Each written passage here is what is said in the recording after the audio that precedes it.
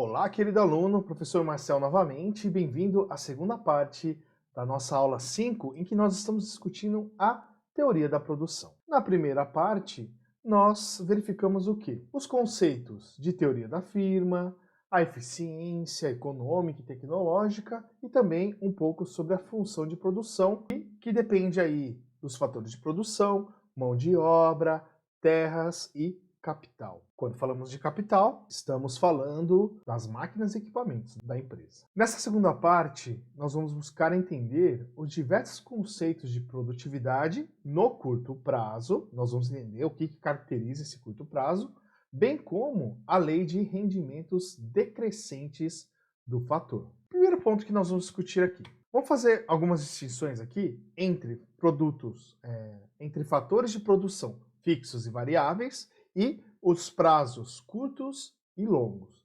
O que é um prazo curto, o que é um prazo longo? Então, primeiro ponto, fatores de produção fixos são aqueles que permanecem inalterados quando a produção varia. Imaginem que nós temos uma fábrica de biscoitos e ela contrata mais colaboradores e acaba tendo um aumento de produção. O maquinário se alterou? Não, o maquinário não se alterou. Então o capital se mantém fixo, é um fator de produção fixo. Parte física ou a estrutura física, o local físico da empresa se alterou? Não, continua com aquele mesmo tamanho, um galpão alugado ou da própria empresa não se alterou. Então, o fator terra também é um fator fixo nesse caso. Vamos definir como fatores de produção variáveis aqueles que se alteram com a variação da quantidade produzida. Nesse mesmo exemplo que nós demos, falei que, dada uma contratação a mais de mão de obra, houve um aumento da produção. Nós consideramos o fator N, mão de obra, o fator de produção mão de obra, como um fator variável nesse caso. Então, exemplos de fatores fixos, geralmente, são o capital físico, máquinas e equipamentos, e aí podemos pegar aqui fatores variáveis, a mão de obra e matérias-primas, por exemplo. O que nós vamos definir como curto prazo? O curto prazo é aquele período no qual existe pelo menos um fator de produção fixo. O longo prazo, por outro lado, será o quê? Um período de tempo em que todos os fatores variam. Por quê? Por exemplo, quando você vai comprar um equipamento novo, ou quando você vai ter um aumento no seu galpão produtivo, no seu galpão industrial, isso não é de uma hora para outra, ele leva tempo para que a gente consiga alterar esses fatores de produção. Quando consideramos longo prazo, nós vamos considerar que todos os fatores de produção variam. Exemplo, o curto prazo para uma metalúrgica é maior que de uma fábrica de biscoitos, dado que as alterações de equipamentos ou instalações de uma metalúrgica demandam mais tempo que as de uma fábrica de biscoitos. Então, é muito mais simples a gente adquirir um equipamento ou modificar as instalações de uma fábrica de biscoito do que, por exemplo, de uma grande metalúrgica. Essa ideia do curto prazo e longo prazo vai variar de acordo com a indústria, mas sempre dentro dessas características. Curto prazo, pelo menos um dos fatores de produção se mantém fixo, e no longo prazo, todos os fatores têm a possibilidade, aliás, todos os fatores se alteram, todos os fatores de produção variam. Quando nós fazemos análise de curto prazo, neste caso nós vamos supor algumas questões. Vamos supor aqui apenas dois fatores de produção, a mão de obra, N, variável, e o capital, máquinas e equipamentos, K, fixo. Então, curto prazo, aqui a gente tem pelo menos um fixo, um fator de produção fixo, no caso capital, máquinas e equipamentos, nós não vamos fazer investimentos em máquinas e equipamentos, apenas vamos modificar a mão de obra, contratar ou demitir colaboradores para a nossa indústria. O nível produtivo, que é a quantidade que nós vamos produzir, varia apenas em função do quê? Das alterações da mão de obra a curto prazo. Coeteris paribus, tudo mais se mantém constante. Então, aqui, nessa análise de curto prazo que nós vamos realizar nessa parte da aula, a nossa quantidade, o nosso nível de produção, o nosso nível produtivo, vai ser função apenas da variação da mão de obra. Alguns conceitos importantes que a gente precisa introduzir nesse momento. Produtividade total, PT, é a quantidade total produzida em determinado período de tempo. Então, é o somatório de toda a quantidade de produtos que você produziu naquele período de tempo. Ele vai ser igual a Q, onde PT é o produto total e Q é a quantidade produzida. Olha que gráfico interessante aqui da produção total com o aumento do nosso fator de produção mão de obra. Que comportamento diferente que nós temos aqui. É importante perceber que o incremento na quantidade produzida Q é igual a PT, a produção total, com o aumento do número de colaboradores, N diminui. O incremento, o que é? É a diferença. Por exemplo, de 0 a 1, eu tive esse incremento. De 1 para 2, olha, eu tive esse incremento aqui, ó, eu tive uma variação maior. De 2 para 3, opa, pareceu o quê? Eu tive um incremento menor que eu tive quando eu passei de 1 funcionário para 2. E esse incremento, ele vai se modificando. Olha, chega aqui entre 5 e 6, eu acabo não tendo, eu tenho um funcionário a mais, um colaborador a mais, só que eu não tenho incremento de produtividade. Eu não tenho incremento na quantidade produzida. E aumentando-se mais ainda o nível de produção, nós temos até uma queda nos níveis produtivos da minha fábrica. Aqui, de 6 para 7, eu tenho o quê? Eu produzia aí em torno aí de 17, vou produzir 16, vou produzir menos. Nessa aula, nós vamos entender por que esse fenômeno acontece. Outros conceitos importantes. O que é produtividade média? Produtividade média é a relação entre o nível de produto e a quantidade do fator de produção em determinado período de tempo. Então, nós vamos pegar o quê? A produtividade total, né, o produto total, e nós vamos dividir aí pelo nível do fator de produção. Nós temos aqui nessa equação que PMN é a produtividade média da mão de obra N. É eu pegar a quantidade produzida e dividir pela quantidade de fatores de produção que eu tenho. Quando a gente fala de produtividade média do capital, em vez da gente ter o fator N, nós vamos aí considerar o fator de produção K, que é o capital, máquinas e equipamentos.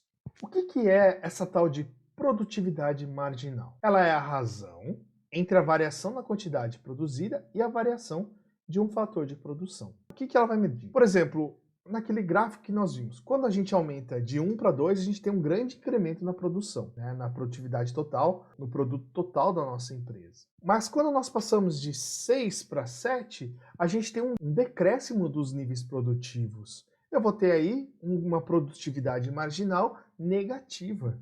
Nós podemos calcular a produtividade marginal para outros fatores de produção, não apenas aqui. É um exemplo considerando o fator de produção mão de obra, nós podemos fazer para capital, para terra e também para matérias-primas. Bom, temos algumas relações importantes para a gente enxergar aqui, ó, quando colocamos os gráficos. Quantos colaboradores para atuar na produção deveriam ser contratados para se obter a maior produção? Então temos aqui, ó, o gráfico de PT que nós já mostramos, né, a variação dos níveis produtivos da nossa empresa, dado o aumento do número de colaboradores, dado o aumento da mão de obra. Temos aqui, ó, o gráfico da produção média. O que eu vou fazer? Eu vou pegar a produção e vou dividir pelo nível do fator produtivo. Então aqui vou dividir por 1, pego o PT aqui e divido por 2, pego o PT quando é 3 aqui, ó, e divido por 3, aqui divido por 4 e assim por diante. Olha que interessante o que acontece com a curva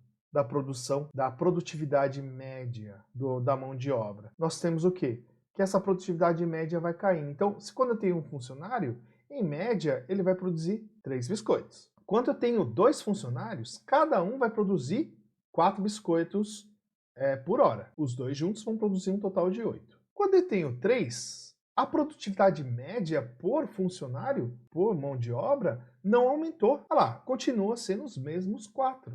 Só que como eu tenho um a mais, chegou aqui de 2 funcionários para 3 funcionários, eu vou ter aí um nível, uma produção total de 14. Olha que interessante que começa a acontecer aqui, gente. Passando de 3 funcionários para 4, a produtividade média desses funcionários vai cair. Com 3, eles produziam em média 4 biscoitos por hora.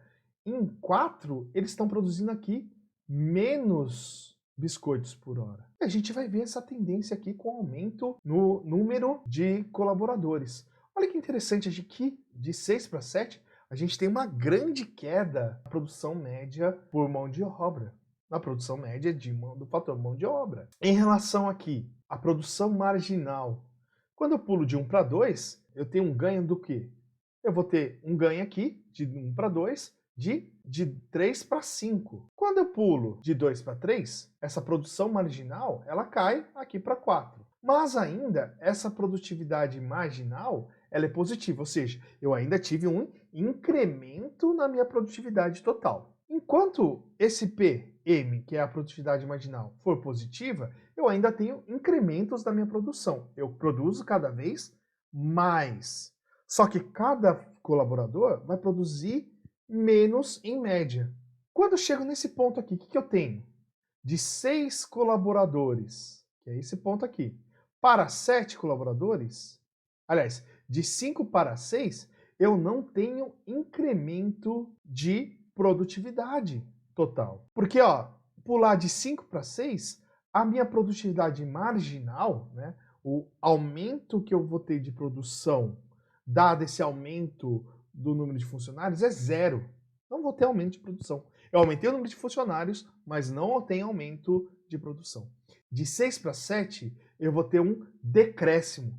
É como se eu colocasse mais uma pessoa lá e essa pessoa atrapalhasse o meu processo produtivo. Eu vou ter uma redução na produção total da minha empresa. Por que isso acontece, gente? Que na economia vai explicar este fenômeno. Vamos pegar aqui um exemplo. Vamos imaginar que nós temos a tarefa de cavar um buraco. Quanto tempo levará para cavarmos esse buraco? Quanto mais trabalhadores, mais rápido acabaremos essa tarefa? Então, se eu tenho um trabalhador, eu vou terminar em, sei lá, em um dia. Com 2 trabalhadores, eu termino em metade de um dia. Com 3 trabalhadores, eu vou terminar aí com 40% de um dia. Agora, quanto mais trabalhadores, mais rápido eu vou terminar essa tarefa? Imagine que a gente tem uma situação de colocar 30 trabalhadores aqui. Vai chegar um momento que um acréscimo de um trabalhador vai acabar atrapalhando os outros. Chegará um momento que, dado o aumento do número de trabalhadores, nós teremos um atrapalhando o outro. Nós não vamos ter espaço suficiente para quê? Para eles cavarem os buracos. Um começa a bater o cotovelo no outro, as pás começam a se bater. E aí, em vez da gente ter uma melhora nesse tempo produtivo, né, uma produção maior, nós vamos ter um nível produtivo menor. Isso pode acontecer em várias situações e é exatamente o que? Esse exemplo que vai explicar esse comportamento aqui, ó, do produto marginal ser negativo. Dado um aumento de um fator de produção de 6 para 7 colaboradores, né, de 6 para 7 funcionários, nós vamos ter aqui um decréscimo. É como se entrasse alguém lá na produção e aí eles começassem a se esbarrar na produção e acaba atrapalhando a produtividade deles, tendo como consequência uma produção total menor da minha fábrica. Transformando essas curvas em curvas contínuas e diferenciáveis, né, sem picos, sem essas quebras bruscas, antes de atingir o PT máximo, a produtividade marginal ela é positiva, havendo aumento da produção dado um aumento de N. Então, ó, até aqui, ó, com 6 colaboradores. Estão vendo que a minha produtividade marginal ela é positiva, ou seja, o aumento no nível de um fator de produção vai me ocasionar o quê? Ganhos na produtividade. A gente vai ter um aumento na produção total. Ele vai ter um incremento, vai ter um aumento na produção total. Quando chega em 6, então de 5 para 6, passar de 5 colaboradores para 6, eu não tenho esse aumento da produtividade da produtividade total da minha empresa. E aí eu vou ter aqui exatamente esse ponto do quê? Esse pico máximo de produtividade da minha empresa. Quando eu tenho a produtividade marginal negativa, eu vou colocando colaboradores a mais, esses colaboradores vão atrapalhando a minha produção, fazem com que a produção total da minha fábrica comece a cair. Então, vemos aqui, né, exatamente como nós comentamos, que para a produtividade marginal igual a zero, a gente vai ter exatamente esse ponto máximo da produtividade do nível produtivo da minha empresa. Para N maior que 6, né, eu tenho aí 7 colaboradores, começa-se a ter uma produção marginal negativa, ou seja, há uma redução na produção com o aumento do número de colaboradores, um começa a atrapalhar o outro. Este formato de curva, ele é explicado por uma lei chamada Lei de rendimentos decrescentes do fator. Existe uma lei que explica exatamente isso que nós investigamos nessa parte da aula. Fazendo uma definição mais formal da lei de rendimentos dos fatores, ao aumentar o fator variável, aqui nós consideramos como o nosso fator variável a mão de obra, sendo dada a quantidade de um fator fixo, aí consideramos todos os outros fatores fixos, né? Área, terra, matéria-prima, equipamentos e máquinas, a produtividade marginal do fator variável cresce até certo ponto e a partir daí decresce até tornar-se negativa. Ela é válida se for mantido um fator fixo, ou seja, quando nós estamos fazendo análise de curto prazo. A lei dos rendimentos decrescentes, que é eu colocando vários colaboradores lá, e aí vai ter um momento que eles começam a bater cabeça um com o outro, e eu tenho uma queda na produção total da minha empresa. Isso é explicado pela lei dos rendimentos decrescentes do fator. Só é válido quando nós temos algum dos outros fatores fixos. Ou seja, eu estou fazendo uma análise de curto prazo. Só para a gente lembrar, aqui houve um acréscimo da produtividade marginal. Aqui ainda é acréscimo, porque a produtividade marginal está positiva. Chegando nesse ponto, ela se tornou nula. Avançamos deste ponto, a nossa produtividade marginal ela se torna negativa. Voltando para o exemplo da Lepar-Cliff, que é a nossa fábrica de biscoitos, colocando aqui uma tabelinha da produção total pelo número de colaboradores, nós vamos ter aqui 0 colaboradores, uma produção total de 0. Passei para 1, eu tive aqui uma produção total de 50. Ou seja, de 0 para 1, esse 1 a mais produziu o quê? Produziu 50 biscoitos a mais por hora. Quando eu passo de 1 para 2, a minha produção total passou de 50 para 90.